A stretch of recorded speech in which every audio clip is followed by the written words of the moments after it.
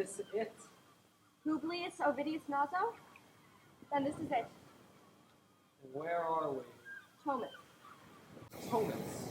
That was the Black Sea. I had assumed. And what is Ax? Tomus. I think there might be a town that way. Splendid. Doubt it. Well, I'll be off then. Catch the... Tide. Yes. I bet he'll change his mind. Who? About what? The Emperor Augustus. About your exile. Give him a year or two. Well, chin up then.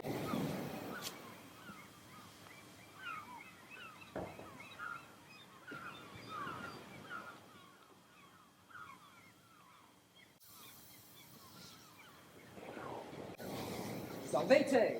Greetings. I've just arrived from... been dumped here. So you must be the famous Publius Ovidius Naso. Just Ovid. You speak Greek? We're not barbarians. No, of course. How did you know who I was? Had some traveling players through here last week. You said you'd be on your way. Bet you had a spot of barber. Ah, Got any more today then? no. But this is the start of the rain. You might want to get your head down for a couple of weeks. A couple. Nobody comes out during the rain. So you happen to know of a... Beggars usually sleep in the temple. I wouldn't. That priest is weird. I'm not a beggar. At least, not quite. You could try the fishwife. She cakes lodger. Where? Up on the cliff. Can't miss it. Follow your nose. All of your nose.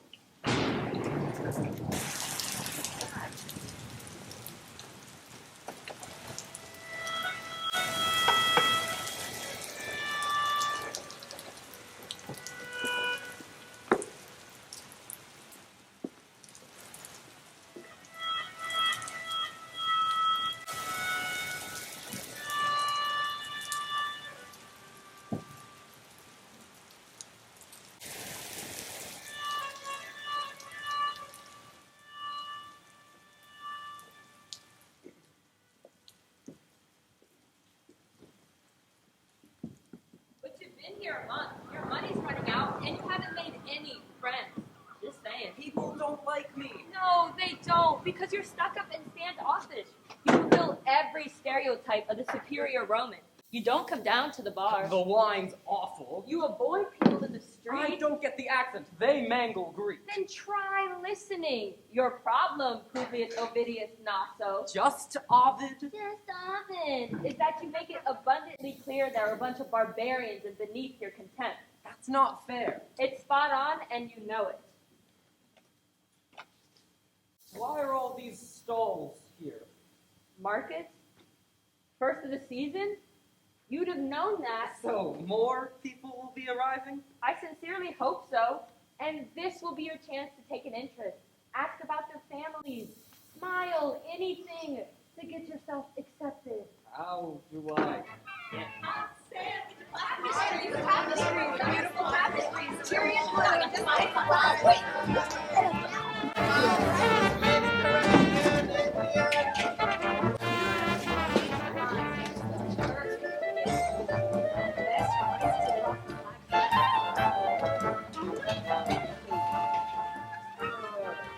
Publius Ovidius Naso, isn't it?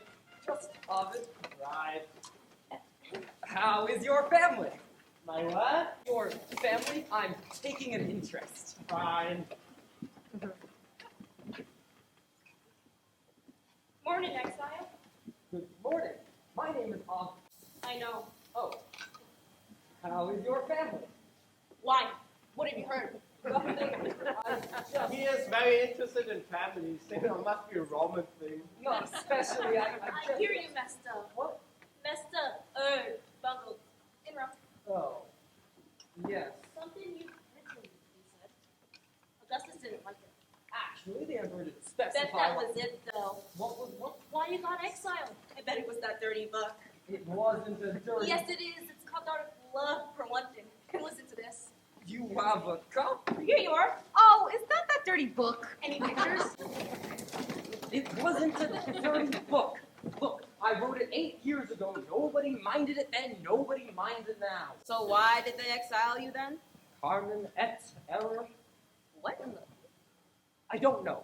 It might have been partly the book, but I think it was mainly politics. Not much interest in that out here.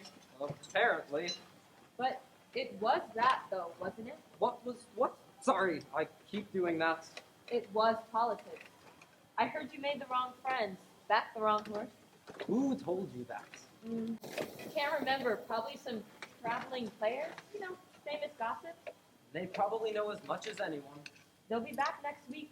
You can ask them then.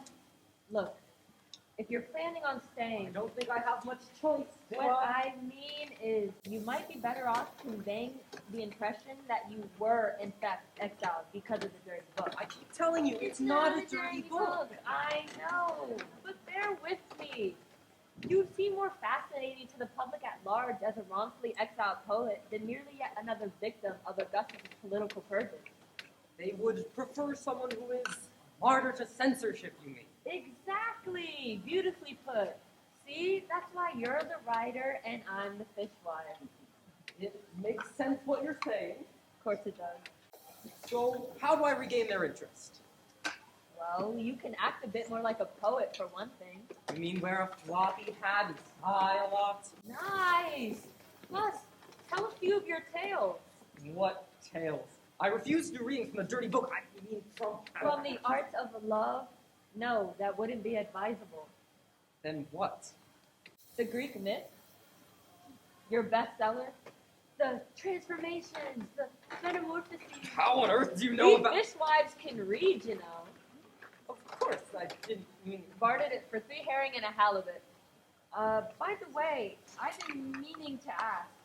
Would you be offended if I asked for your autograph? Of course not. Why would I be It's offended? just that'll sell for more when I sell it on. That's the one to start with. Arachne and Minerva. So you like... Wait, what do you mean that's the one to start with? Your public reading? Oh, I really Because don't think that that's... way you can reach out to people more. Plus, get all your groceries for free and payment, see? I am very short of cash. Of course you are. Leave it to me. I didn't think you meant right now. Listen up, everybody. As you know, we are honored to have among us no less than the great Roman man of letters and martyr to censorship, Publius Ovidius Naso. Just Ovid will be fine. Just Ovid, exiled by the Emperor Augustus because he wrote a dirty book. I thought you said it was politics. Politics and writing dirty books. Now, as resident poet in exile, he has agreed to entertain us until the actors, the real professionals, come back next week with some tales from The dirty book. The dirty book! The dirty book! The dirty book! Well, maybe later, but for now, the Metamorphoses. Ladies and gentlemen, give it up for Publius Ovidius Just Naso. Ovid. Just Ovid.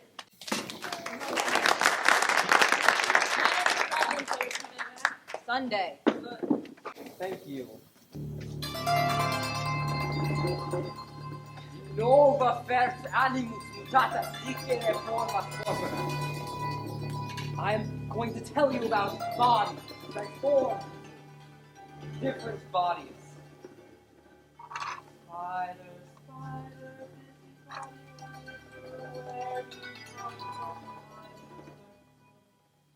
in Lydia, there once lived one Idmon, a wool dyer, hands deep purple, with the royal Tyrian hue of spiny sea snail. She had one child, a daughter, Arachne. In favor like her now dead father, but with a skill no mortal could match, Arachne was a weaver. Even from childhood, she had such grace that the nymphs of the mountains would come to stare and wonder at Arachne's skill and poise, that it was widely said, She must have been inspired by a god! No! No god taught me! I did it all myself! In fact, if it's Minerva you're talking about, what you say, child, the goddess who was supposed to have given me my skill. Careful, Arachne. Oh, allegedly. That's quite enough. And what I say is... Arachne! Let her come down from Mount Olympus! No! And we'll see who is the real weaver. Ugh, what are you? let me give you some advice, my dear. God, not another one. Nobody likes a big head. I'm crushed. Let me think a very big deal God gave me. Are you done yet? It would seem not.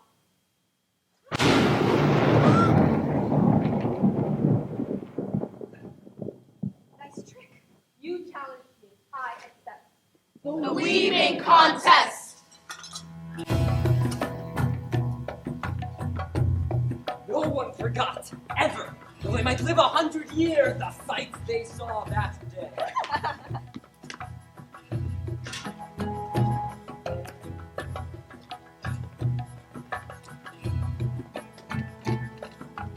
Minerva wove into her tapestry. The origin of Athens, how it got its name. Minerva was Athenian for Greece.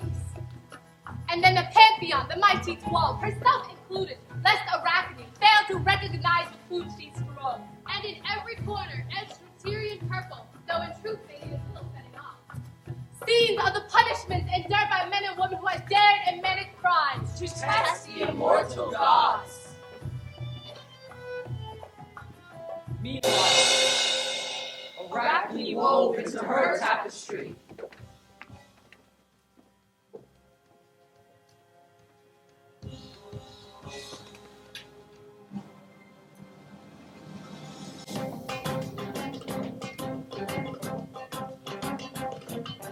Jupiter in the form of a white bull, a saffron crocus breathing from its neck, dragging the girl Europa off to Crete. seducing denies the shower of gold, and Leda too, supposing them to spawn, and all the while Married to his sister, she interwove. Proserpina, screaming child, abducted by Pluto, king of the dead, and Phoebus called Apollo, promising Cassandra the power of prophecy. and then cheating her so no one would believe a word she said. All hectic scenes of godlike treachery, rapine, violence, and bestial lust, and all utterly reprehensible.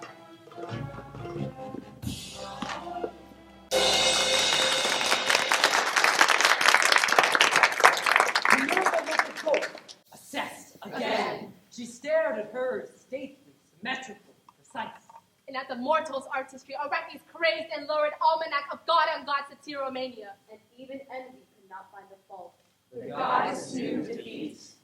Never, no, never beat a god. They're such bad losers.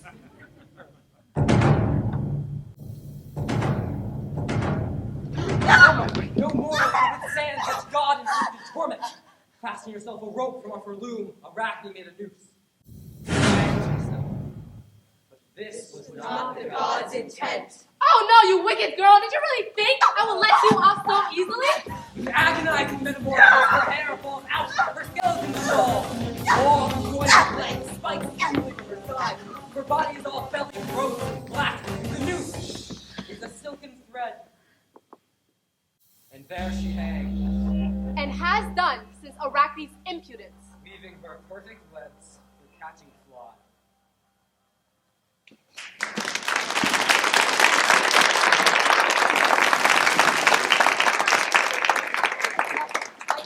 Children, please. Sorry, I thought Something a bit jollier. jollier. You know, cheery and a bit rude. I don't really do cheering. What about the dirty book? It was Anyways, you should try. lighten up. Thank you for the advice. Well, that went rather well, I thought. Did you? I was just asked for something jollier. Cheery and a bit rude were the exact words. I'm gonna take a punt. You don't do cheery and a bit rude. I don't. I do mythic, epic even, with a touch of the numinous. Although, I would call the metamorphoses elevated comic. Really? Yes. You've read it? I have. Very good. And what would you say it was all about?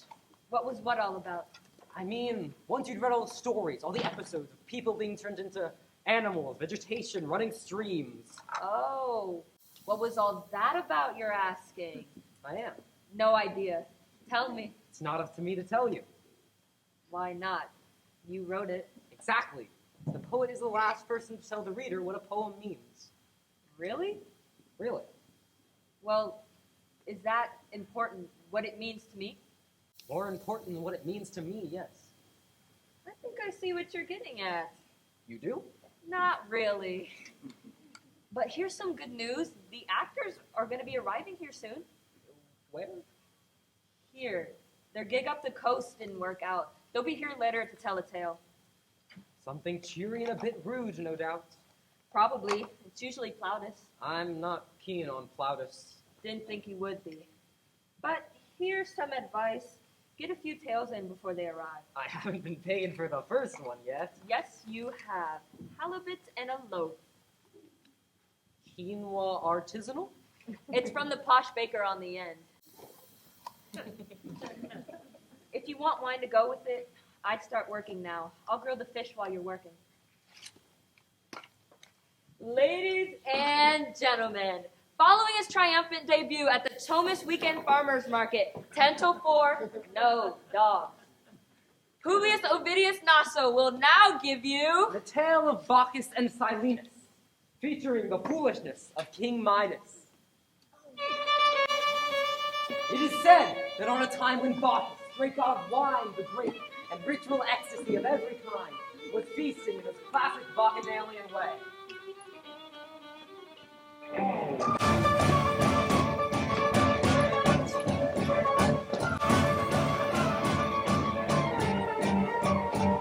His drunken satyrs lolling by his side, the worse for wear from unrestrained consumption.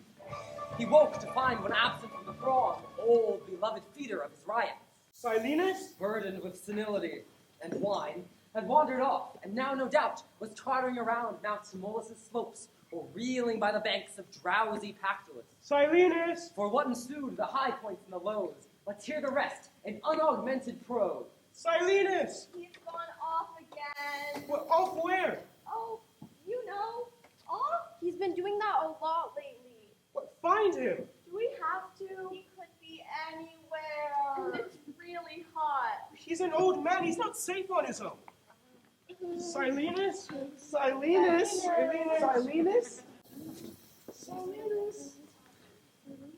Hello?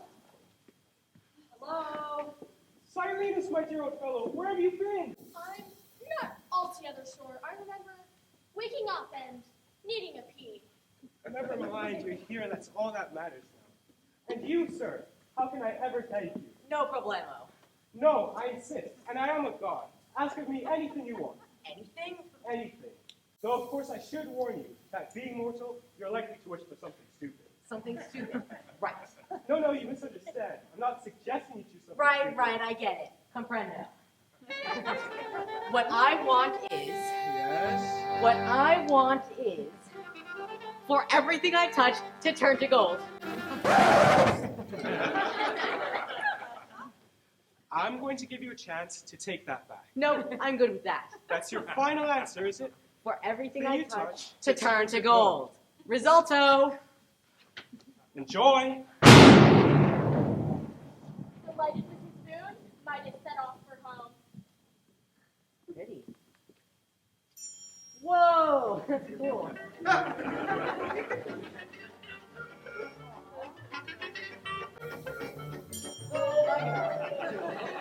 Excitement had made him hungry, and he paused to eat sweet green apples in the wayside orchard. You know the rest. Whoa. Didn't see that coming.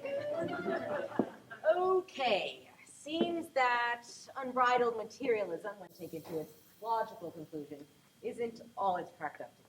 Beginning to think again? Don't say it. You warned me. Look, you're not a bad guy, Midas, and I will always be grateful to you for turning on Silenus. So here's what I'll do for you. I will lift the curse, and you'll cleanse yourself in the source of the Sardian stream, and you'll be as you formerly were. You do that for me? No problemo.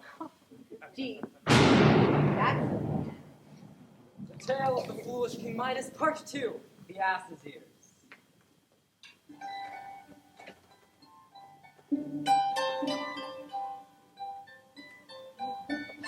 Apollo, right?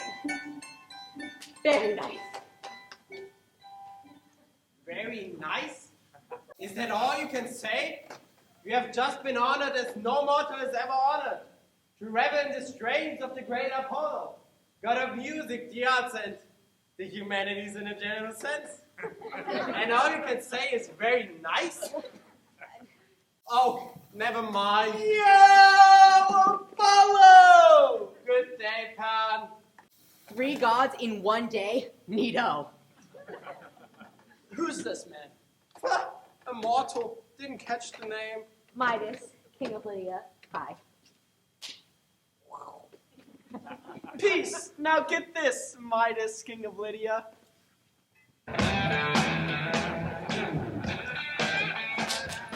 Awesome! Now that is what I call real music. I beg your pardon. Dude, I've been telling him that for eons. Insists he's the finer musician, being the god of music and the humanities in a general sense. Yes.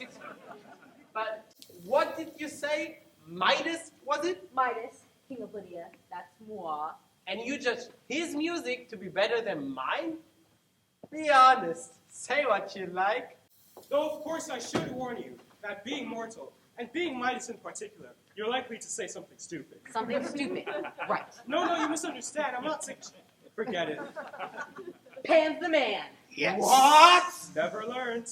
Pan, better musician by far. I mean, oh my God.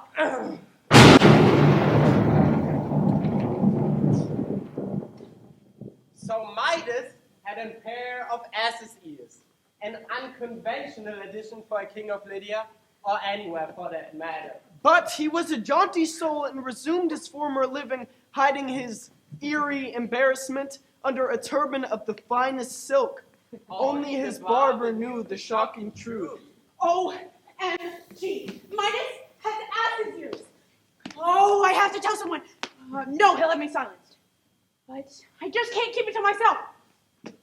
Oh, I know. I'll tell my brother. No, I'll tell his mates at the gym, and then we're leaving. Mussels, oysters, whole halibut. Whole halibut. That's it. Whole halibut. I'll tell King Midas' secret to a hole. And so she ran down to the nearest stream where reeds were thrusting up from out the mud and dug a hole. Once it was deep enough, she checked to see that she was not overheard and whispered her dread secret to the mire, shoveling back the goop when she was done. Gods, that's relief. Now no one will ever know. But murder will out, and so will donkey appendages, if fate will have it so. For as the year wore on, the reeds where she had whispered Midas' secret shame grew tall, and as the summer breeze hissed through the reeds, they told their tale.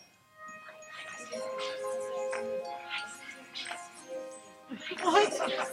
No! No!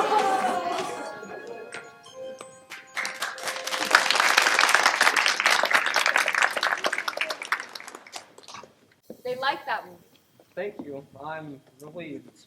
See, the more you put yourself about, the less people will view you as A touch aloof. try arrogant, antisocial, and misanthropic. Yes, Thank you for your directness. you're more than welcome. What's that? That's the actors. That's what that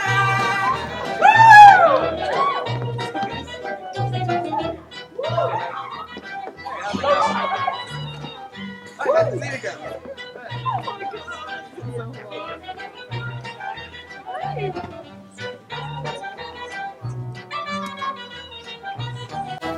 The Tale of Daedalus and Icarus. Wait, that's one of mine. Ah, but not exclusively.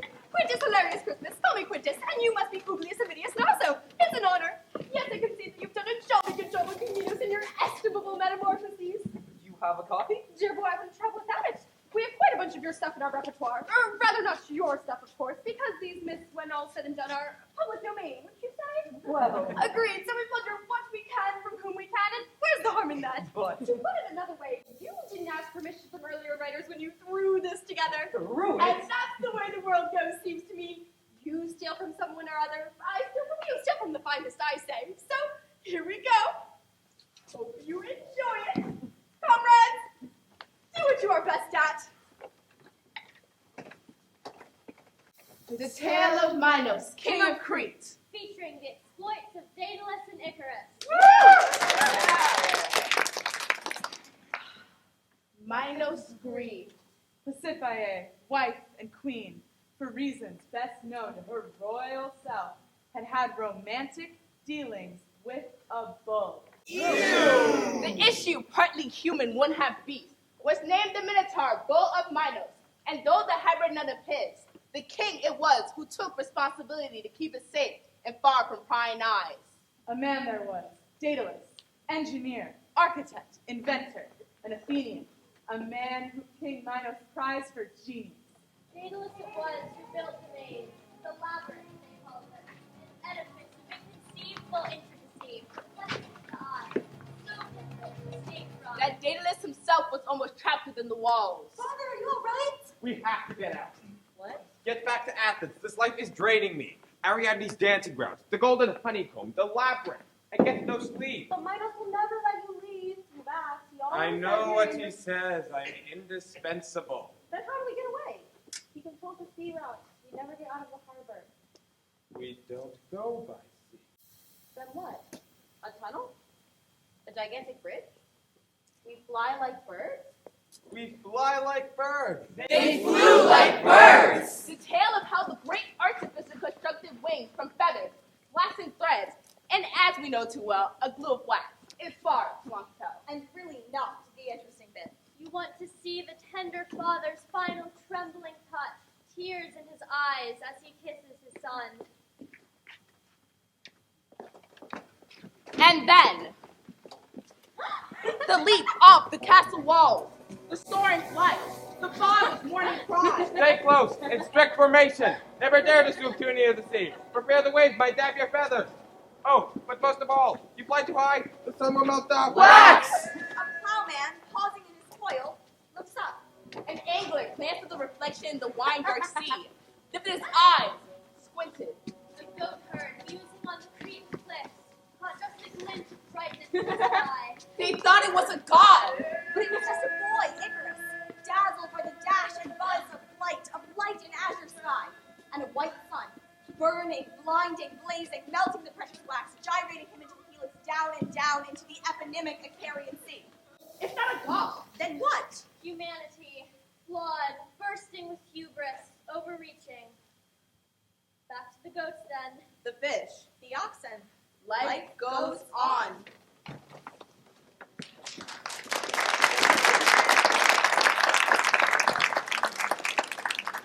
Did you approve? Since I wrote it, yes. Apart from that ending, of course, the life goes on bit. And did that work for you? Well, yes, I suppose it did. Excellent. That's what we do, isn't it? You and I plunder a story from someone else and just tweak it a little to make it our own. Or tweak it a lot. I mean, take that Pyramus and Disney of yours. Nice little tragedy, but you could just as easily turn it into comedy if you had a mind. Nonsense. No, don't rule it out, I'm sure. Somebody could pull it off. You seem a tad depressed, if I may say so. I don't think I'll ever be accepted here, Quintus. I mean, if I told that Icarus story, someone would have complained it was a downer, not fit for the kiddies or something. That's the way we tell them. Or possibly the fact that they know us and make allowances. We've been playing Thomas for must be 5 years now? Why? Why, what exactly? Why Thomas, when you could be in Rome? That's the problem, isn't it? We can't be in Rome, each of us for a variety of tedious reasons, too complex and frankly too embarrassing to get into. Probably not too dissimilar from your Carmen et Error, though. Carmen et Error, a poem and a blunder. And we all know what the poem was. The dirty book, yes. And, if I may ask, the blunder? A thing I witnessed, should have reported to Augustus, to do with his wayward daughter. And your error? Oh, something involving an angry husband. And an even angrier wife. You seem to be getting a tad gloomy again. No. I can tell. Well, yes. What is it? Tell Quintus. They say we die twice. Have you heard that? I can't say that I have. Once, when our mortal life ends. Then again, when the very last person utters our name. 2 deaths. I have already had one. My exile is a kind of death, Quintus. And you know the rotten part? I was never given the chance to turn for myself what form that death should take. Never allowed to end it with the sword, the right of every honorable Roman. I'm condemned instead to just fade away.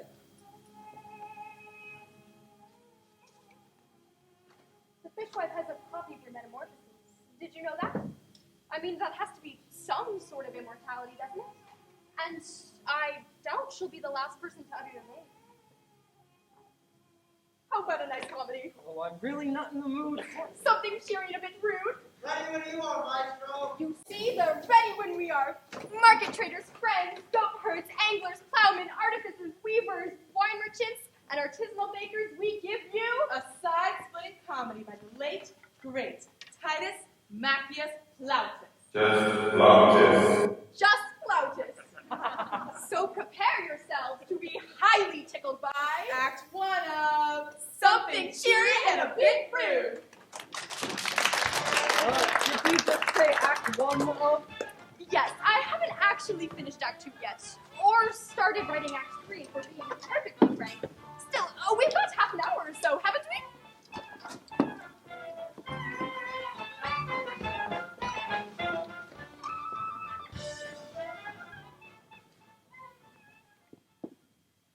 The prologue. 4 households, each alike in dignity. An epidaminus where we lay our scene. Scambo! 4 households. Scambo! 4 households. My master, Preposterous Maximus, formerly of the Emperor's Praetorian Guard, veteran of innumerable campaigns, and much decorated for valor in the field of combat. He says, also filthy liar, unscrupulous conman, and serial unreliable boyfriend. Thinks he's God's gift to women and generally needs a darn good morning, Chief. I have been calling you, Scambo. Nothing to what I've been calling you, Chief. What? Nothing in the market worth a second view, Chief. Except I did pick up some nice halibut. Halibut. Halibut. Wasn't that the name of that Carthaginian general? I ventured you're thinking of Hannibal, Chief. No. I'm pretty sure it was halibut. It has something to do with elephants. One of your many campaigns was that, Chief, against halibut? Ah, yes. I remember the elephants particularly well. Here's some creature, your elephant. I can imagine, Chief. Ship of the desert, we used to call it. I'm not with you. Go for months without water. I'm with you. It's the hump, you know. I was ahead of you. Ugly beast, though. Speaking of which, there have been a few changes to your social diary today, Chief, including a last-minute cancellation. Not the widow Calpurnia! Afraid so, Chief. Seems she forgot she was visiting an aunt in the country. Didn't she say that last week? No, it was a count in the army. What? Unaccountably farmy, Chief. But that's women for ya. Talking of which, have you seen your mistress this morning? Still in her room when I left for market, Chief. Keeping away from you. What? Sleeping the whole day through, Chief. Good. Bring in the shopping and prepare substantial breakfast, Scambo. Undaunted by the widow Calpurnia's territorial maneuvers. I have a feeling something's going to turn up. Ha-ha!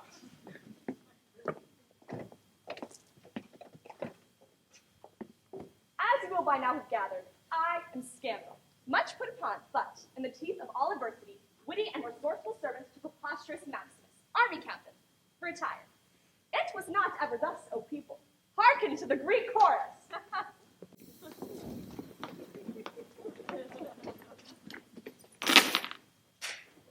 O ye who listen to this tale of woe!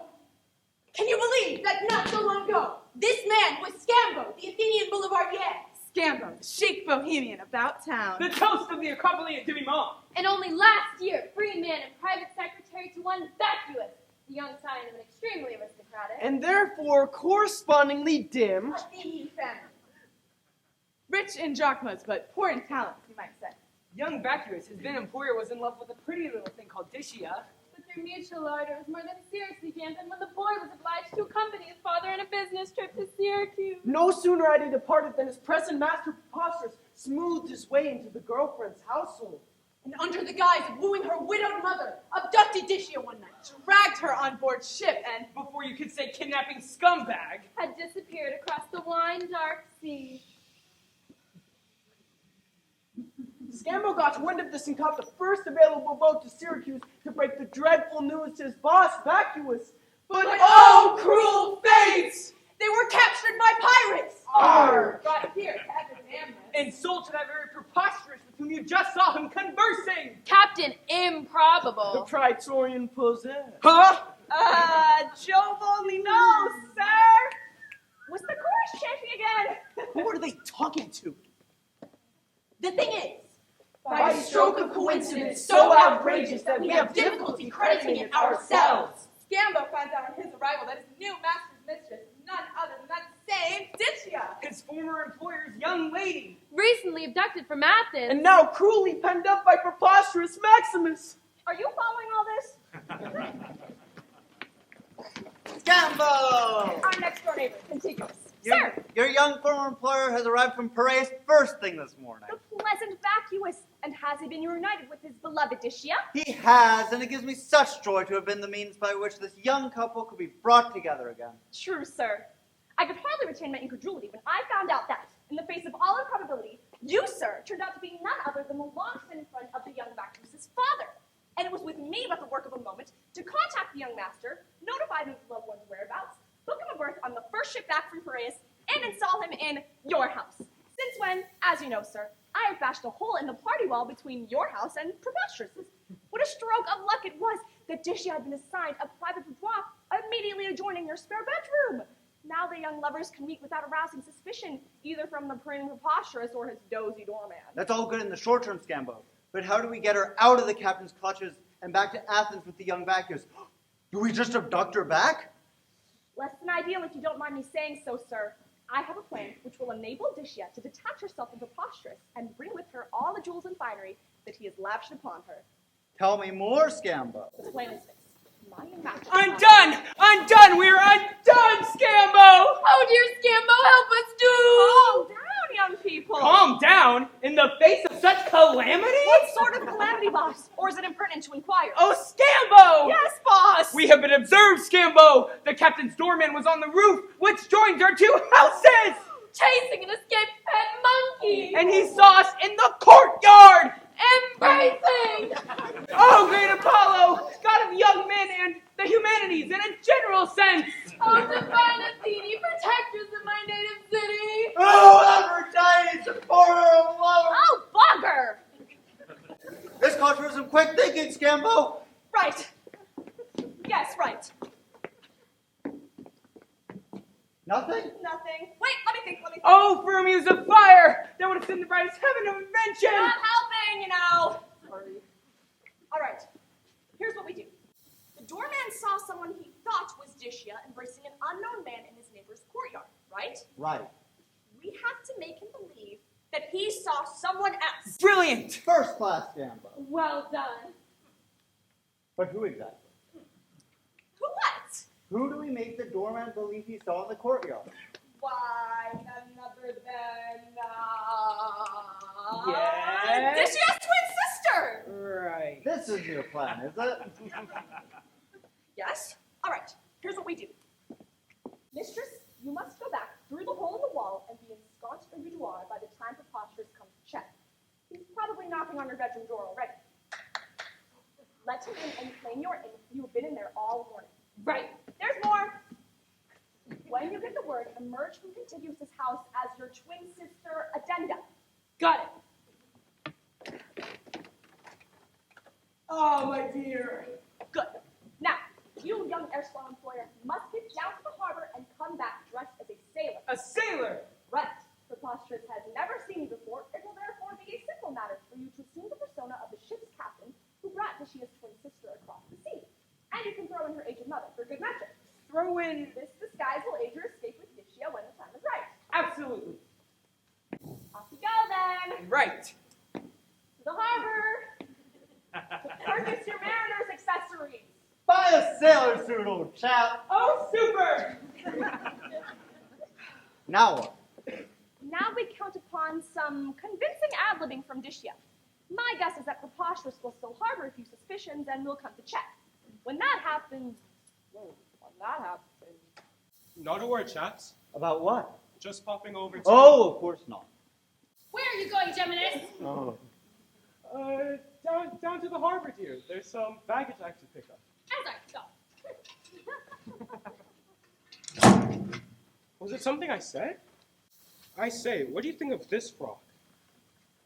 I'd value your advice as men about town. Frankly? Of course. Well, it's a nice little off-the-shoulder number. A positive explosion of exotic fabric subtly taken in at the waist to reveal every alluring curve, with, unless I'm mistaken, just a hint of a bustle. But if I'm to be hypercritical, I'd have to say, with your eyes, I personally would have recommended green. It's not for me, it's for her. Ultra Vampia. A gift. I've stolen it from my wife's wardrobe. I give it to Ultravantia, and she gives me lunch and all the extras. Now go knock on the door for me, will you? There's good chat. Expensive dresses, Scambo. In my experience, the only way to a woman's heart. I think you're confusing me with somebody who could give a frog.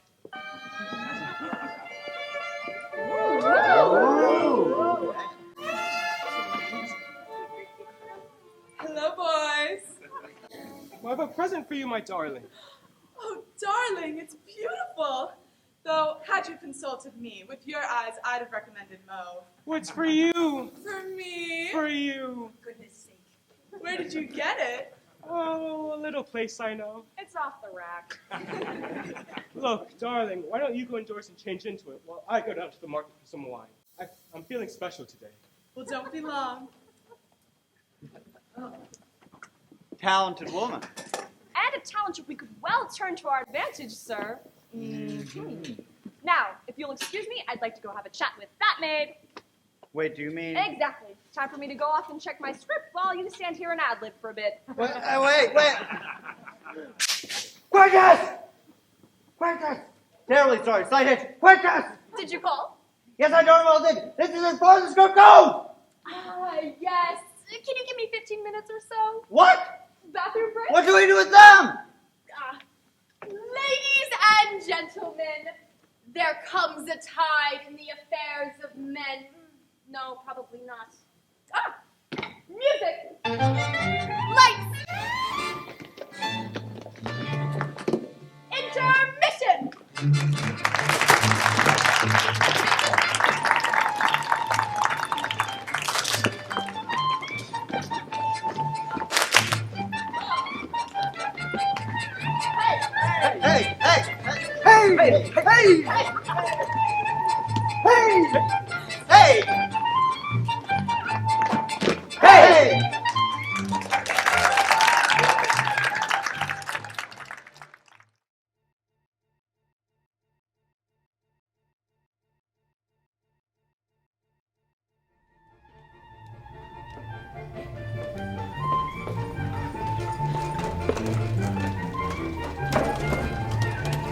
To celebrate the third and final day of the Thomas Monthly Farmers Market, 10 to 4 weekends, no dogs, we present the second installment of our Cloughton farce, reconstituted by the eminent Quintus Hilarious Crispus. Something cheery and a bit rude, Act 2.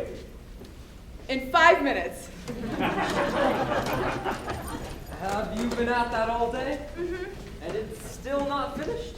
Not exactly, no. What does not exactly mean? Exactly? Well, it's tricky, you see. We weren't expecting to be performing again quite so soon. So, I was wondering, would you mind terribly throwing in another one of your Greek myths while I keep scribbling? Nothing too protracted, just to fill 5 minutes or so? Something to fill? Yes. Which one? Oh, perhaps something to match our theme. Your theme. And what would that be exactly? I don't know. Deception, duplication, abduction, self-delusion, subjugation, observation, conversation, invention, implication, insinuation, imitation, and something cheery and a bit rude. The usual stuff of comedy. Could I borrow those two? Excellent notion. It'll keep their minds and hands off each other. Darlings, you're wanted. Theater lovers all. Publius, sorry, just Ovid presents The Tale of Echo and Narcissus. Juno was incensed. I am incensed. If it's not a minor goddess, it's a mortal. If it's not a mortal, it's a nymph. And he has no shame.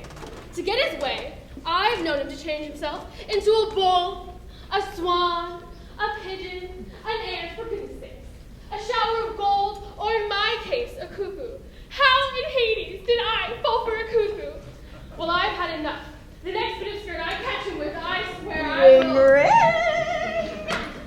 will. Yes, who are you? Mercury, messenger. One of his sons? Oh, right. Well? You asked me to let you know. Yes? The next bit of skirt. Nymph, mortal, or minor goddess? Nymph. Right. Several of them, in fact. No sense of moderation either. Well, I guess I must be off then. Time, I think, to make an example of someone. So Juno evanesced into a cloud, descended into her true Olympian style, and sought great Jupiter, her ernest mate. Husband and brother, as we said before. Disporting with the crew, or bevy if you prefer the word, of Oreads, nymphs of the mountainside. And all divine. Ahem. Yes? You asked me to let you know. Where? Here. When? Now. Hades! Well, I must be up then. Somebody call the waiter, or something's come up. Right. Where is he? I know he was here. I'll deal with you all in a minute. Great Juno! I just love that tiara. What? Or is it a coronet? What are you blathering about? The emeralds go really well with your eyes. They're green. Your eyes? The emeralds. What is sort of bluish, brownish? Oh, clever. While you have been creating a diversion, they've all slipped away. So you like talking, do you? Playing for time? Sorry, you will be.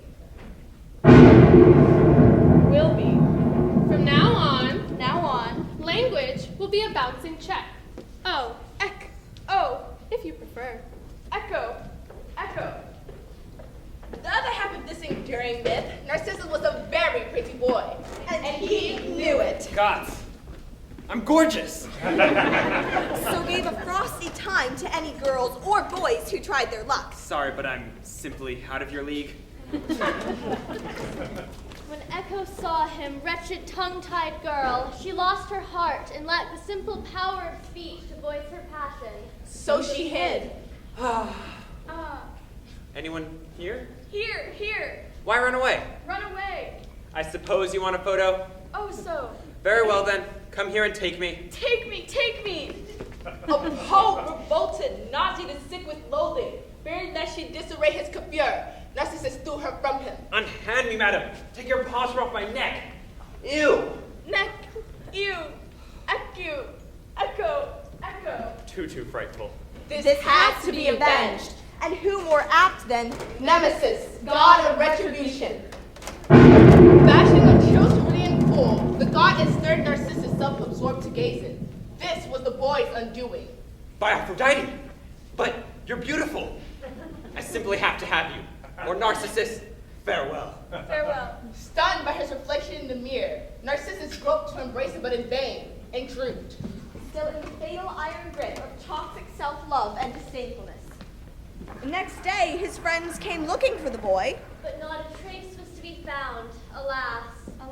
And on the bank where once the youth had sat, now grew a flower, some called a daffodil, 6 white cloud petals compassing the sun.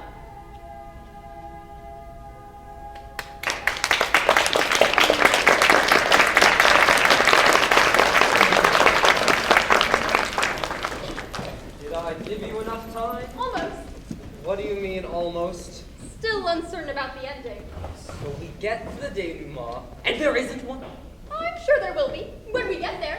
Just like life. Oh, I think it's restarting. Isn't it exciting? I wonder what will happen. Back to the Greek chorus.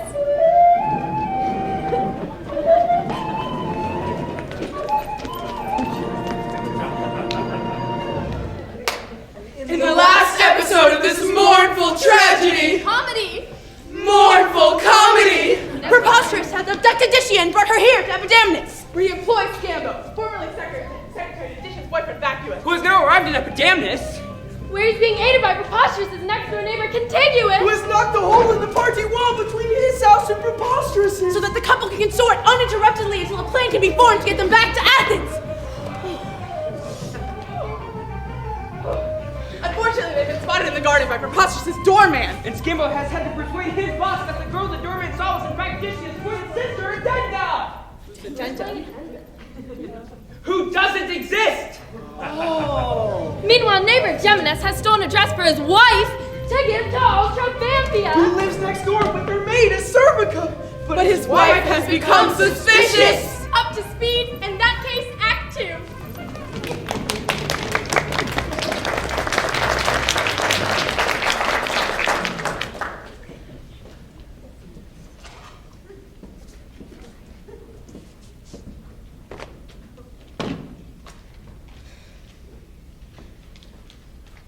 You can put the luggage down for a few moments, Bilius. I have. Oh. Now, let me see. Ah, here we are.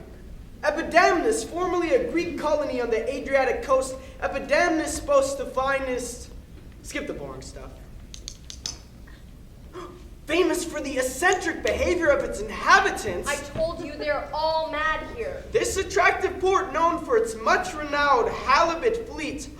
Just the sort of place in which to find my long-lost brother. You've said that every day for the past 6 years, in every port in the Mediterranean. And we are now extremely short of money. I shall not stop looking until I am down to my last denarius.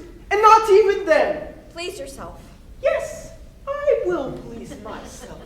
In case it has escaped your notice, Bilius, let me remind you that you are the servant in this outfit, and I am the master, Geminus, named after my poor lost brother. That's another stupid thing. Your father loses one twin, called Geminus, and then goes and renames the other twin Geminus. How dare you insult the memory of my father? Well, it was his memory that was the problem. He could never remember you were called Facsimile. It's not as though the two of you looked anything alike.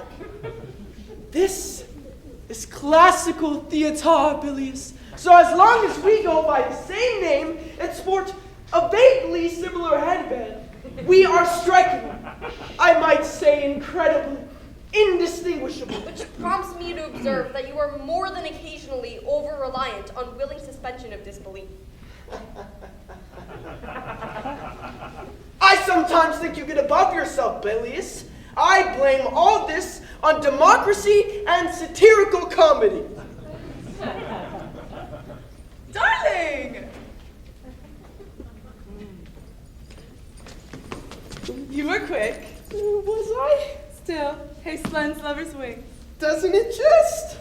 Lunch is ready when you want it, Geminus, darling. Really? How did she know my other name? It's the way they work. It's her job. What are you talking about? Plus, your name's on the luggage. Ah, I suppose you're right.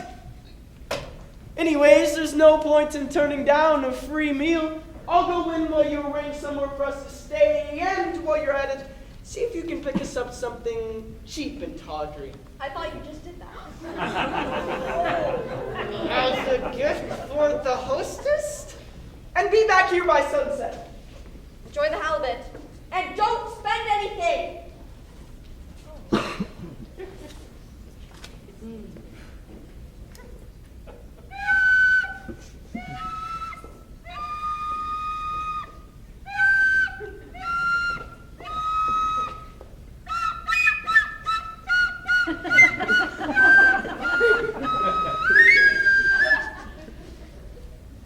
Scambo. Bilius. Masters. Who'd have 'em, eh? Well, you must be very recently hired. Not recently enough. He's looking for his long-lost brother. Is he? I didn't know that. Who do you work for then? Preposterous Maximus got me off a pirate. R. This time last year, I was still a free man enjoying semi-retirement in Athens. Free? You've been free? Oh, yes. Freedom. Being able to own things, eat what you want, when you want it, have a proper name, and your own towel. What does freedom mean to you, Scambo? Power. Yes. Scambo! Back to work, friends. Yes, in a way.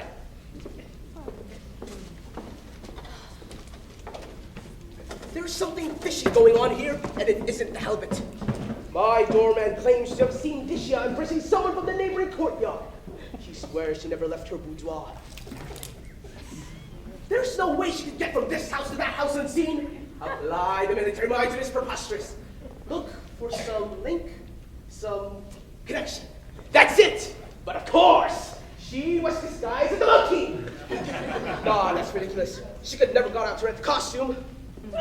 Then she claims to have had a dream in which her twin sister Adenda and her twin sister's lover had come to Bedamnus in search of her, and they were staying with my neighbor Contiguous. This is the first I've heard of a twin sister. Besides, that's the only thing that happens in cheap comedies. Isn't that so? Good morning. I'm looking for a sailor. I advise you to control such urges, madam, and stick to embroidery. No, you don't understand. I arrived by ship last night and the captain said he would send up my luggage. Then it's probably in Corfu. How tiresome. My fiancé will be furious. He's already taken time off work to accompany me on my search for my twin sister, who's recently abducted from Athens a year ago and is said to be held captive here in Epidamnus. I shall kill you. He's already terribly angry. We were enjoying a quiet conversation in the courtyard this morning when we realized we were being spied upon by a monkey and a nosy servant. Now kiss. The servant disappeared shouting, "I must report this to the goofball." My Dorman! My Janus! Good Lord. Almost identical! I don't suppose you would have seen my twin sister. What does she look like? Well, you know, brunette, petite, about my age, sometimes wears blue. Doesn't ring a bell. Never mind. Keep trying, I suppose, and no sign of my sailor either. No, bit of a mariner shortage. You will let me know if he arrives. Naturally.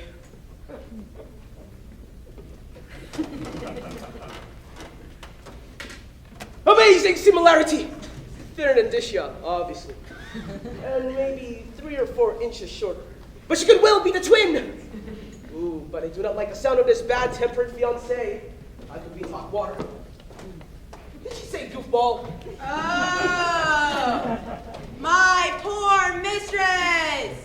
How could she fall so helplessly in love with a man who will never requite her passion? He will scorn her, I know. She will say to him, "Preposterous! I love you! Take me! I am yours forever!"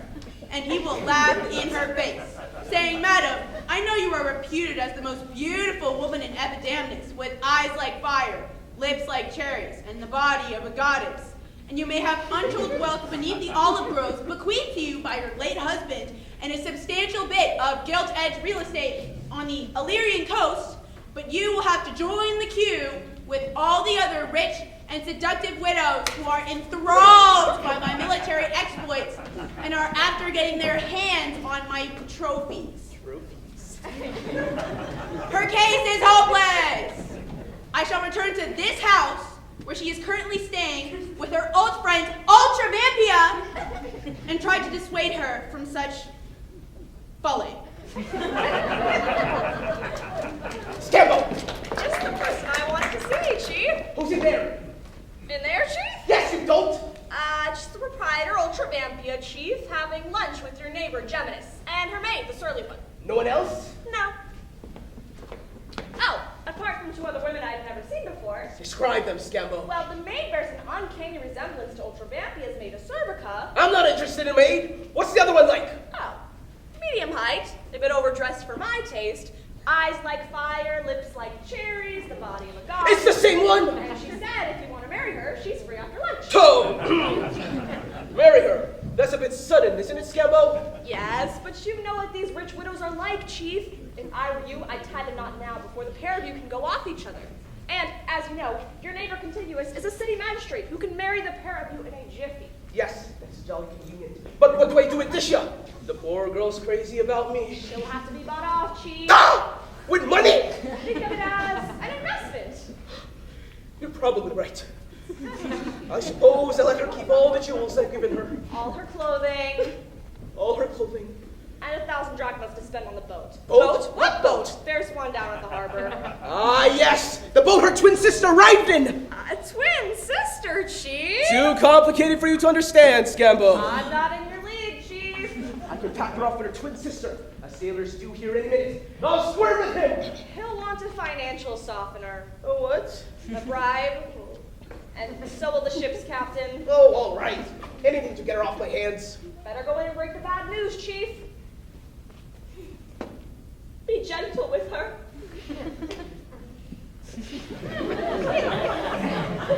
How can I be so sure I'm doing the right thing, Scambo? Think of the assets, Chief. The assets, yes. You did say eyes like bouquet. Nice lunch, Geminus? How do they all know my other name? Oh, Oh, Geminis, darling. The dress is a smidgen too tight. There's a little woman in the market who can alter it. She knows my size. Would you mind, darling? Not at all, darling.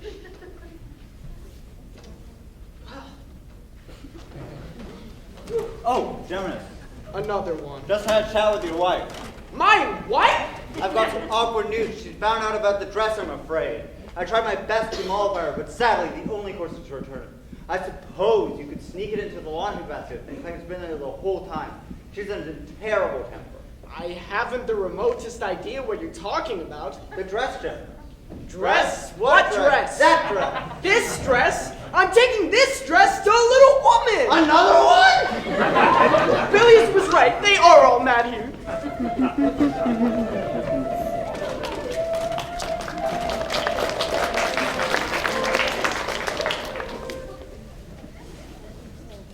The dress, Geminis. And if you say dress, what dress? I shall kill you.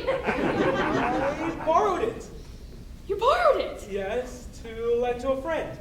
Any friend in particular? No, just a friend. Well, then I think you'd better get it back, Geminis. I will, I promise, straight away. Oh, don't rush, Geminis. I'm in no hurry. That's very thoughtful. Isn't it? I will see that the dress is returned forthwith. It will certainly be in your best interest to do so, because you are not getting back into this house unless you bring that dress with you. Darling, please, no. Ladies!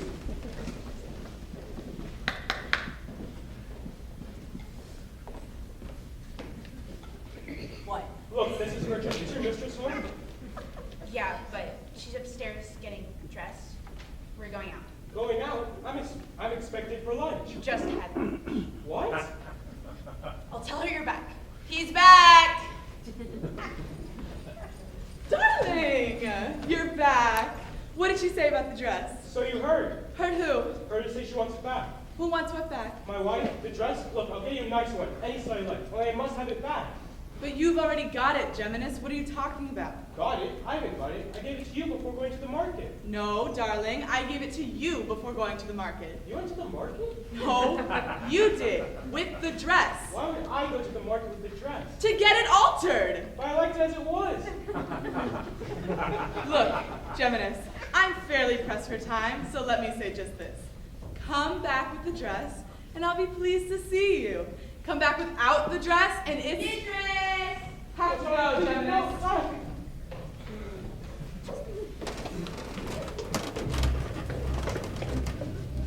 Dishya, I have to speak to you. I am locked out of my own house. Dishya has to pretend to be her twin sister. And I also suspect I'm locked out of Ultra Vampia's house. You have to be strong, Dishya. Did he say sailor suit? Remember, in many ways, it is harder for me than it is for you. What is going on here? Even the dreaded dressmaker knows my name. I need a drink. 2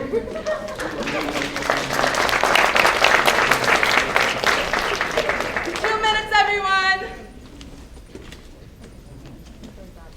What do you think of it so far? Oh, is there more? We haven't had X3 yet. You're not enjoying it. I can tell. I get a bit down. Forgive me if Plautus isn't much in the way of consolation. Ovid, we need triviality. It's the basil on the pasta. The syrup on the whatever you put syrup on. They won't sustain you on their own, but they provide the spoonful of sugar. That makes the medicine go down? Exactly. It's about variety, diversity. We can't survive solely on Sophocles. And it may have escaped your notice, but despite having died nigh on 2 centuries ago. Plautus isn't dead yet. No, the last person hasn't spoken his name. Far from it. By the way, I am getting a very strong feeling that you are in need of another tale. just to give us a bit of a breather. How about Pomona and Vertumnus? Never heard of it. Sounds ideal. All yours. Cheers. Do they know this one? Doubt it. Right. Awfully grateful.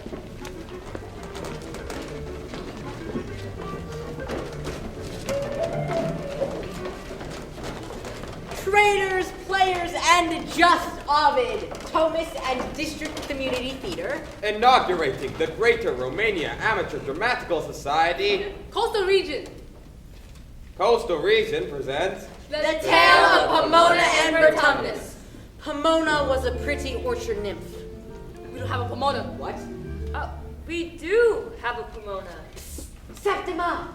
What? Pomona! What? Just do it! I am on my contractually obligated tea break. Pomona was a pretty orchard nymph. The union's going to hear about this. She enters. Whose job? For minor gods and goddesses all had responsibilities back then. Was care of the orchards, gardens, and the like. She fetchingly mimes pruning a branch. Fruitful abundance was her thing. With such attractions, it will come as no surprise to hear that Keen and Myers trekked from far and wide to offer her their hands. Pomona stays aloof. She stays aloof. Content to prune her laden boughs. Gather her harvest ripe. And ply with loving assiduity her many horticultural pursuits. One swain there was who took a different tack. Vertumnus, god of the changing seasons. Had often watched Pomona as she worked, admiring every soft, alluring curve. And unlike mortal movers had a trick. For he could change himself at will into whatever shape would serve his devious turn. So striving to achieve where others failed, Vertumnus metamorphosized himself successively as a bronze's reaper, scythe in hand, wheat sheaf under his arm. A miller shouldering a sack of grain. a soldier speared with a helmet on his head. A fisherman bearing his rod over his And a jaunty angle. Another day, he came, ladder in hand. He said he'd help to come pick apples. Scampering to and fro across the grass, gathering the ripe fruits as they tumbled.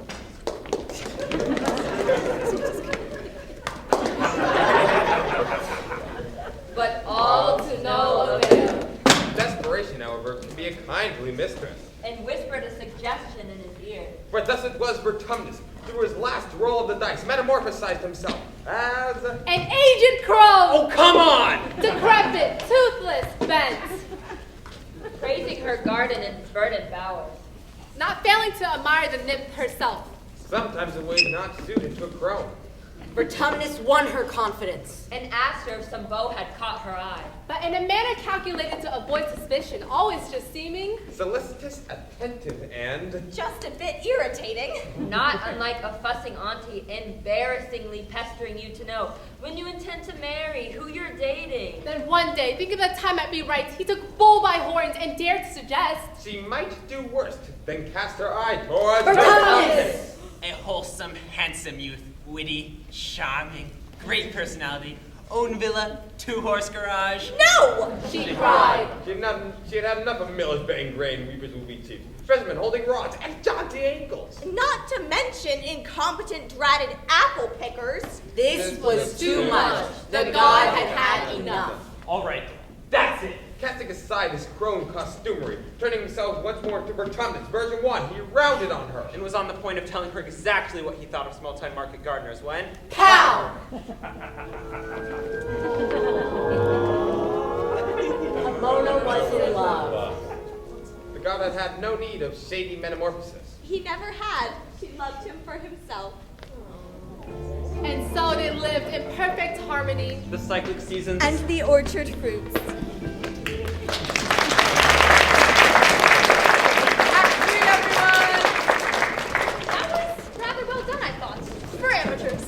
It was delightful.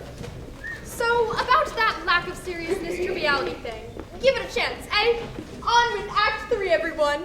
Oh, and if you have any ideas for the denouement.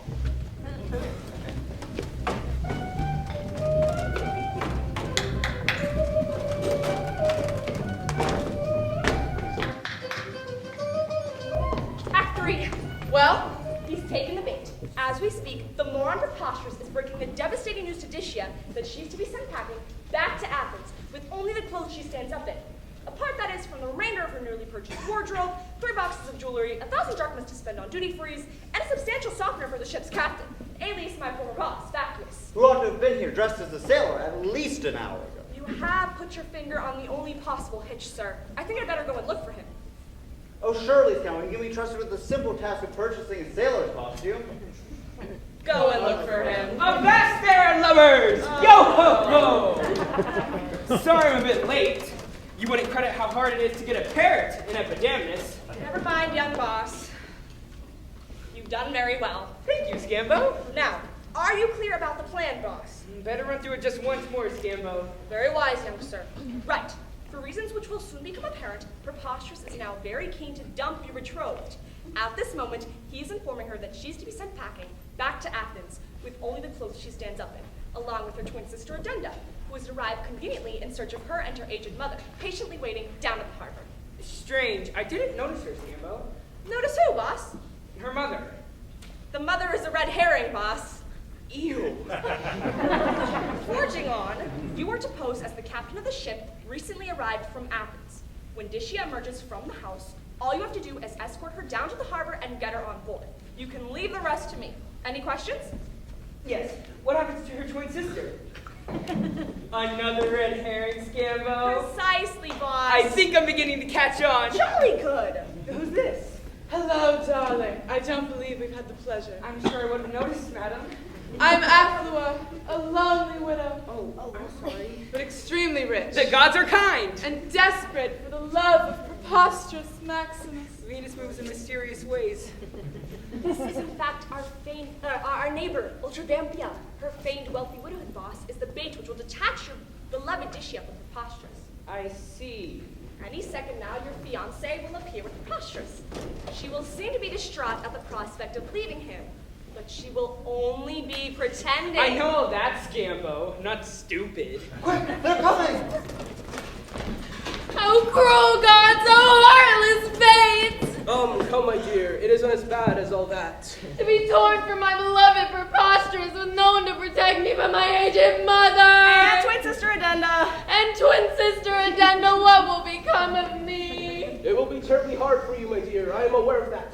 But better to have loved than lost, as they say. Oh, preposterous! Words do not exist to describe my emotions as leaving you! I'm sure they don't. Bear up, my lady. At least you have a handsome sea captain to navigate you and your aged mother. And twin sister Addenda. And twin sister Addenda back to Athens. Ah, yes, indeed. Best be going, my dear. You don't want to miss the tide. I see your ship's captain is ready to set sail. Oh, darling, you precious ass! Scambo? Yes, Chief? The sailor chappie's a bit forward, isn't he? I don't catch your drift, Chief. All this hugging business, Scambo. I mean, it's hard. Oh, that, Chief. It's an Athenian custom. Oh, really? Well, what happens next?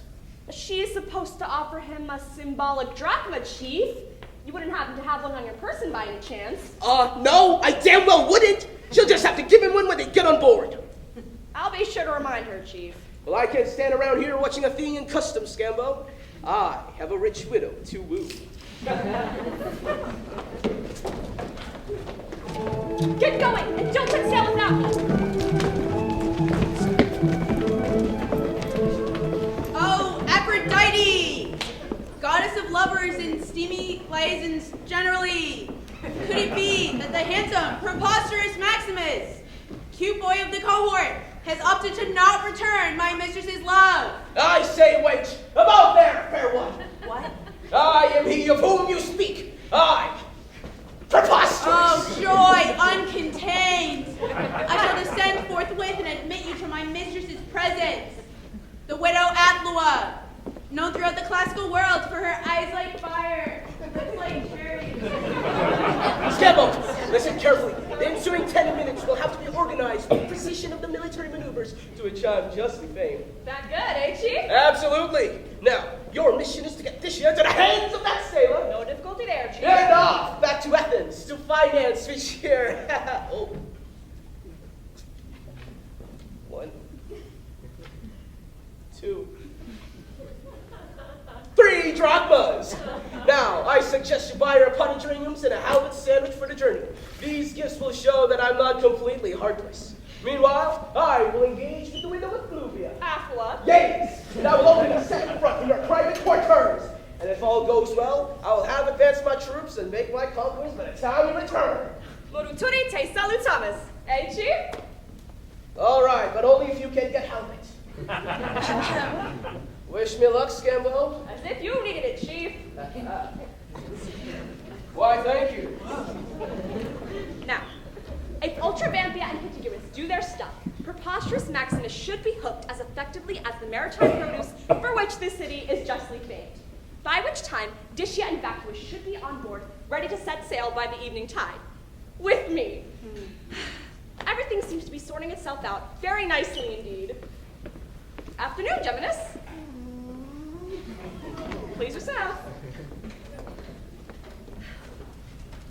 What a prize idiot I was to let Bilious out of my sight.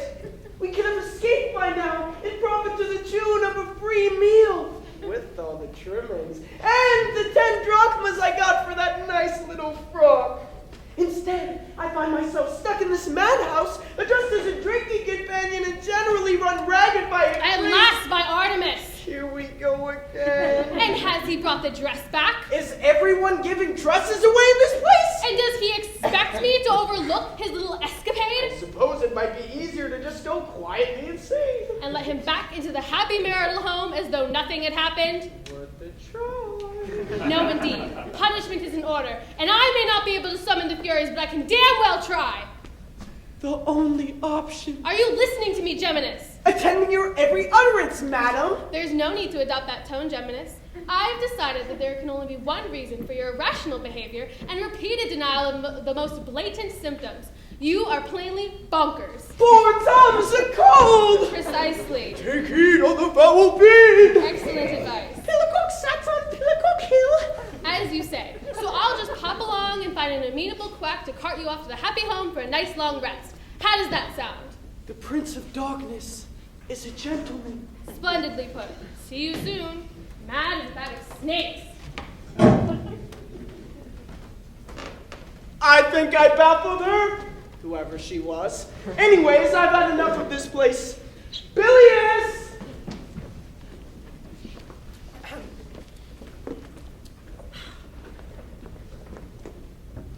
Time for soliloquy. Oh, what a wag and pleasant slave am I. Back so soon. What? Found him? Found him? Found who? Never mind. Look, has my wife been asking for me? Not since a couple of minutes ago when she demanded her dress back and you went mad, no. Well, that's all right then. What? Any plans on getting it back from the comely courtesan, or are you pinning all your hopes on whimsical lunacy? I've asked her, Scammo. She keeps insisting that she give it back to me. Only one solution then. Break in and liberate it. You mean? Exactly. But how? Easy. What if? She won't. I'm convinced by cogent persuasion, Scammo. Give me a leg up. Where should I look, Scammo? The bedroom wardrobe would be a good place to start, Jonas. Yes.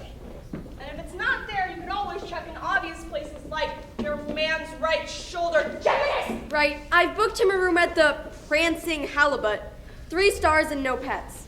What are you gawping at? Where did you get that dress? Market. I was told to pick up something tawdry for the hostess. Cost me 12 drachmas. But it's apparently just imported from Milan. It's no good, Scambo. Geminis! Now, what we need here is a good old-fashioned deus ex machina. Some god who appears out of nowhere and sorts everything out. Or, failing that, a distraction. Ladies and gentlemen, I give you runners-up in the All-Asia Minor Helmet Dancing Championships, brackets, over 40s division, close brackets, the Epidamis and District Halibut Fishers Formation Dance Team.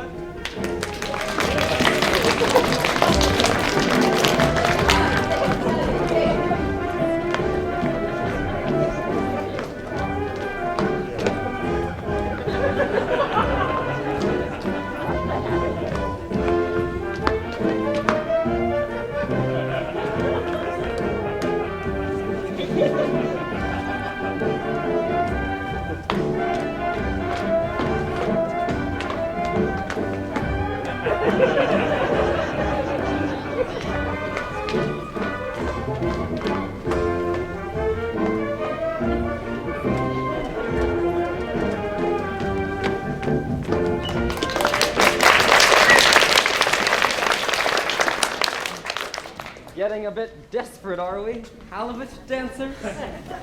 Might this help? Bless you! Bless you! Cortez! Get them to Olympus in 5 minutes. 5? And about that filler. Filler? What filler? I thought you might be in need while they're learning the lines. The tale of Philemon and Baucis. Thanks for stepping in, Miss Ovid. It is appreciated. Do you feel accepted at last?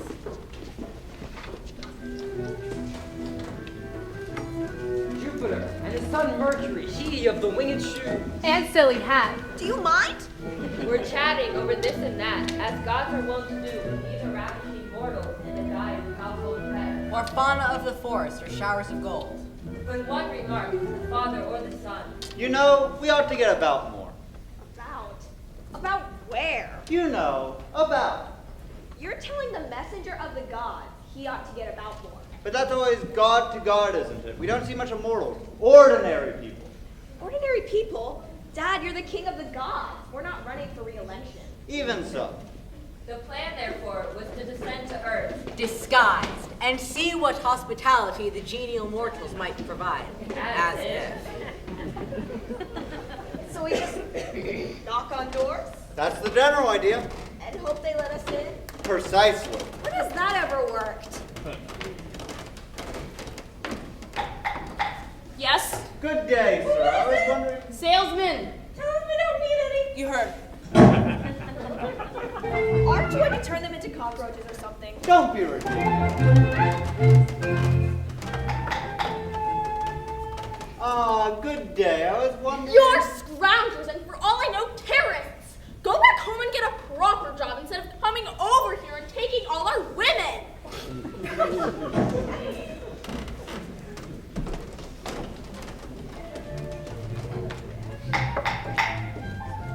I know this is a long shot, A but. long shot? I'll say it's a long shot. You people come into our country. For one, you're probably illegal. Two, you don't make any effort to learn Latin. Three, I bet you're not paying taxes. I will tell you. Four, you lower wages for decent Romans. Five, you sponsor our social security. Six, you are a total.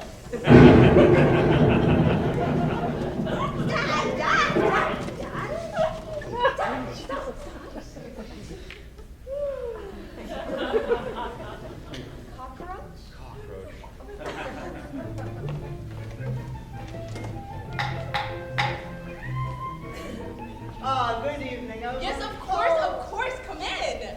Travelers, you have to excuse the mess. Grandchildren just left. You know how it is.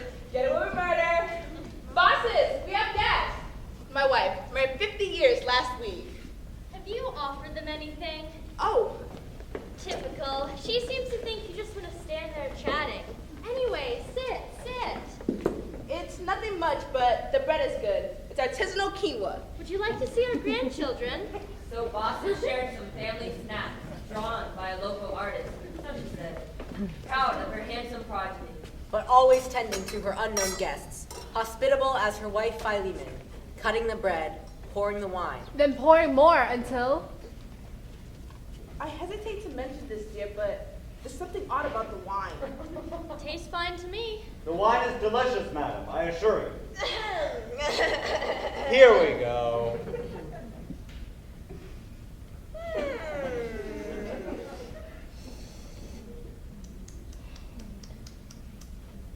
Imported Falernian, unless I'm mistaken.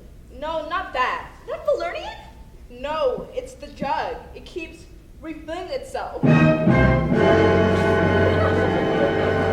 Now, there's only ever one reason why a jug of wine, whatever vintage, Should automatically refill itself, and bosses and Philemon were not slow to recognize their uninvited guests.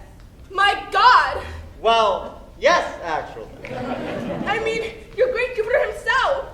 And the one with the silly hat. Can we talk about this uniform? Not now. My dear friends, your hospitality has restored my faith in humanity. Ask anything of me, and it shall be yours. Were Bacchus here, he might well caution thus. Though, of course, I should warn you that being mortal, and based on my recent experience with King Midas, you're likely to wish for something stupid. Not Philemon and Baucis, ignorant of the world, simple, uneducated. Yet canonized through the gift of wisdom. Oh, that's easy. Great Jupiter of the lightning bolt. We have everything we need, but you could grant us this. That we might both die in the same hour. None of us could bear to be left grieving for the other, you see. Their wish was granted many years thenceforth. By their cottage gate grew up 2 trees, one oak, the other linden. Branches intertwined, leaves touching, ever welcome.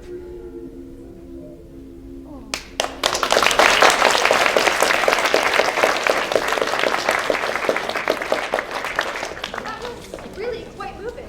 A salutary reminder that, despite all evidence to the contrary, the gods are not always cruel or arbitrary. No, they usually are though, wouldn't you say? I think that's why we do comedy. A lighthearted reminder that occasionally we can outwit a malign and capricious fate. Talking of which, you never did give the details of that error that got you exiled. No, I didn't. In Rome, I think I got to love the fame too much Quintus. The celebrity of being Ovid, scandalous, poet of love. And the emperor didn't approve? No, he didn't. I was punished, I think not especially for what I had done, but for the kind of person he believed I was. Sounds plausible. Augustus makes a big deal of being a family values man. Can't cope with underminers of the moral fabric. But that's the poet's job, isn't it? To question norms, get people to look at the world in a different way. The actors, too. Better get on with it then. What? Oh, right. Ready, actors? Ready! In that case, positions, characters, let's wrap it up.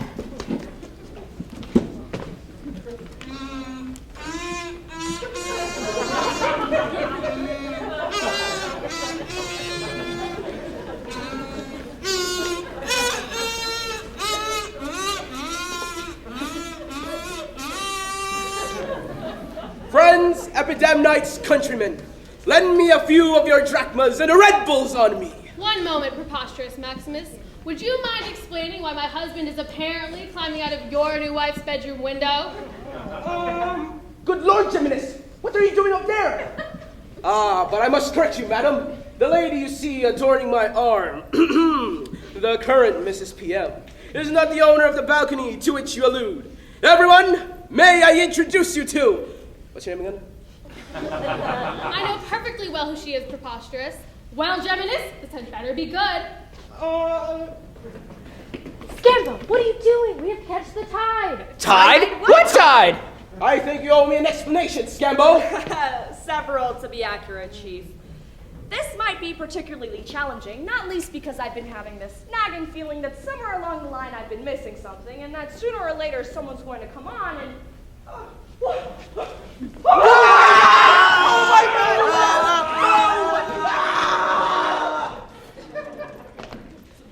Amazing! Now, Bishop, this is what a real set of twins look like.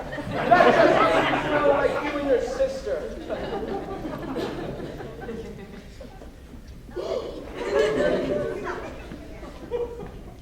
Geminus?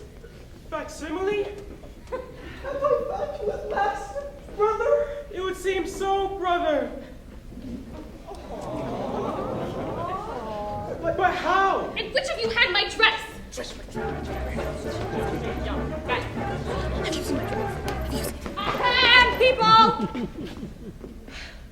Allow me to explain. First, Chief, it is my duty to reveal to you that your erstwhile betrothed Dicia and her vaguely similar twin Addenda were actually one and the same person. I knew it, by Achilles! They look nothing alike! And that the widow Aquila, to whom you've become recently married to, is none other than your long-standing neighbor, Ultravampia, disguised as a rich matron with eyes like fire and divine accessories to deflect your attentions from Dicia, who, if I'm not mistaken, is by now happily married to her longtime and short-witted beau, coincidentally my former boss, Graculus. The amorous sailor chappie, you mean, Scambo? The very same, Chief. And I'm married too. Me, darling, Ultravampia. But I will willingly grant you the divorce you will no doubt require after we've agreed on a handsome financial settlement. And you have given me my freedom.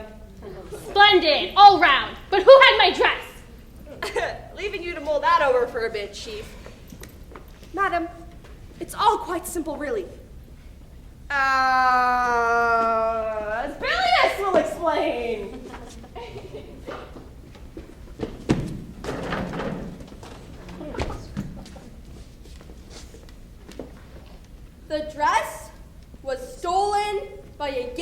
of International Female Frock Thieves, as my master facsimile will testify.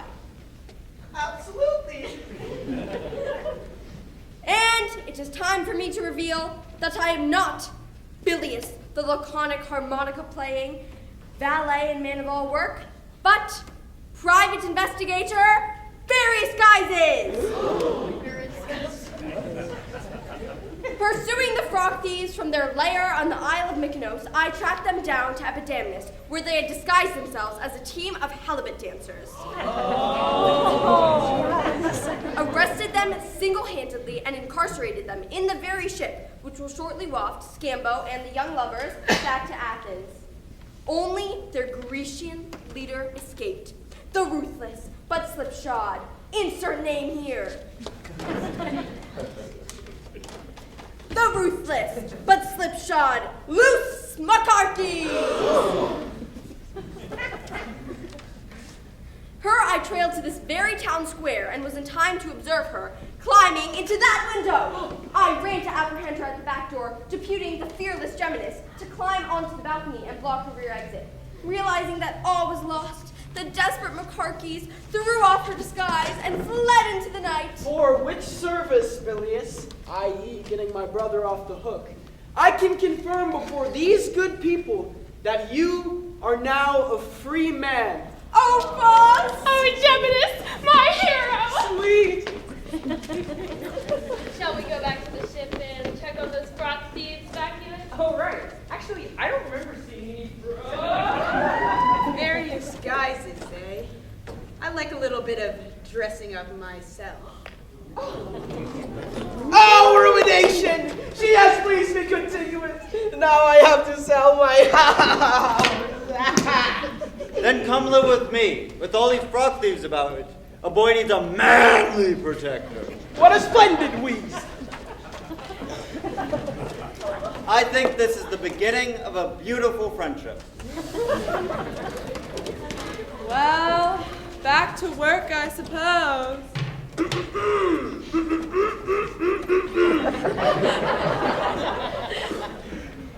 My dearest Ultravampia, will you consent to cook halibut for me always? Silly boy, need you ask?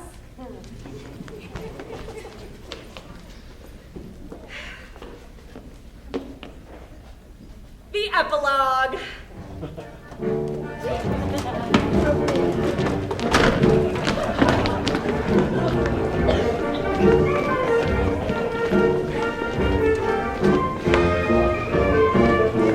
Wait a minute.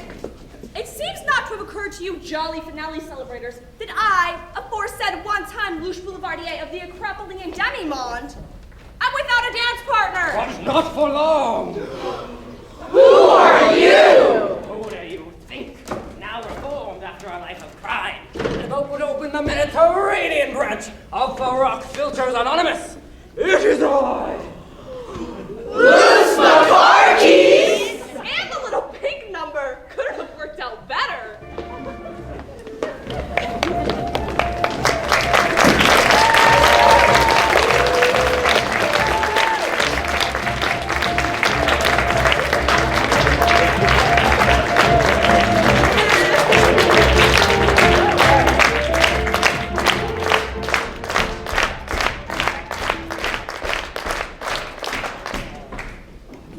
Ovidius Naso lived for a decade in Tomis by the shores of the Black Sea. Despite the occasional diversion, it remained a truly terrible place. He continued to write letter after letter to the Emperor Augustus, and after Augustus's death, to successor Tiberius, but he was never called back to Rome. Carmen et error.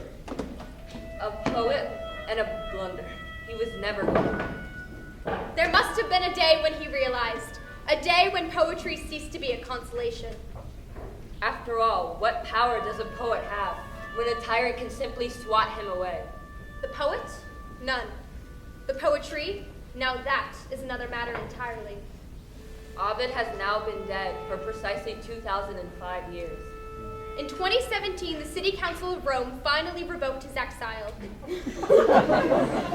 They cited the freedom of our of artists to express themselves freely in societies in which around the world artistic expression is increasingly constrained. I hope it would cheer him to know that the last person hasn't spoken his name yet.